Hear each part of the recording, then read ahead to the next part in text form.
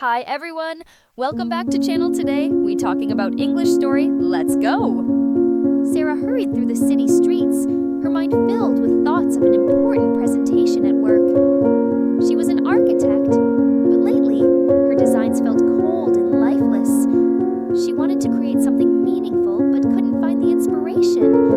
Her life had become all about work, leaving no room for love or excitement. That evening felt different though.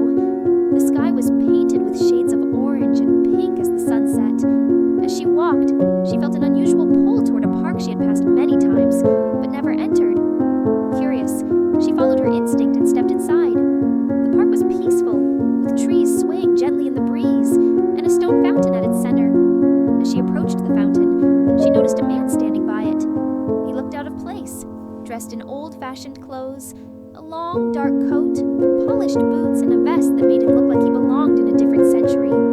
His green eyes seemed to hold the weight of the ages, and when he looked at her, she felt something strange, as if she had met him before.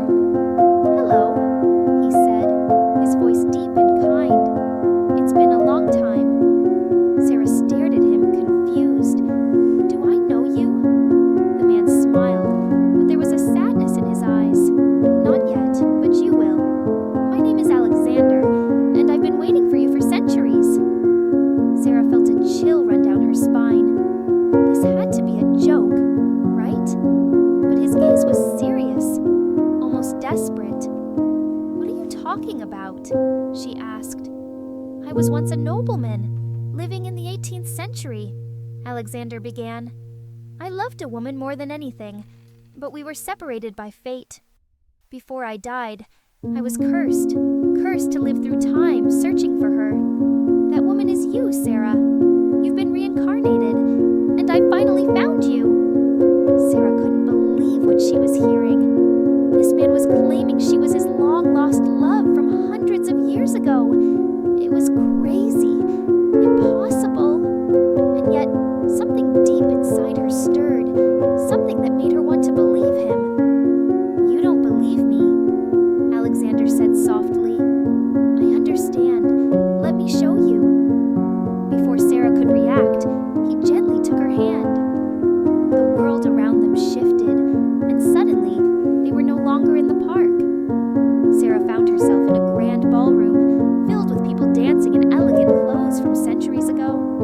She looked down and saw that she was wearing a beautiful green gown, the kind you'd see in a historical movie. Her heart raced. How was this possible? "This was the night we first met," Alexander said, standing beside her. "It was 1784. You were the most beautiful woman at the ball, and I knew right away that I loved you." As he spoke, memories started flooding back into Sarah's mind.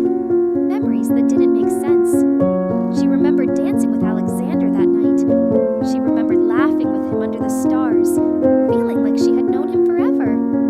"I remember," she whispered, tears filling her eyes. "I remember everything." Alexander smiled, but there was still sadness in his expression. "Our love was real, but we never got our happy ending." The ballroom vanished, and they were now standing on a stormy cliff at night. Sarah watched in horror as Alexander fought off a group of men, his body covered in blood. She remembered this moment too, the night he was killed. "I was betrayed," Alexander explained. "They came for me because of my family's politics. They killed me, and I was cursed by a sorcerer. The curse trapped me in time, never able to die, until I could find you again." Sarah's heart ached for him. She had spent her whole life feeling like something was missing, and now she knew why.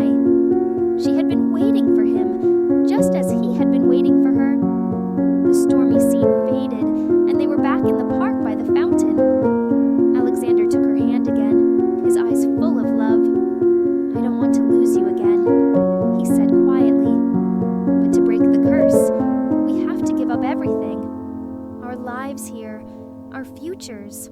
Only then can we be free." Sarah's heart pounded. She had only just remembered him, but the thought of losing him again was unbearable. She had spent lifetimes looking for something she couldn't even name. Now she knew it was him.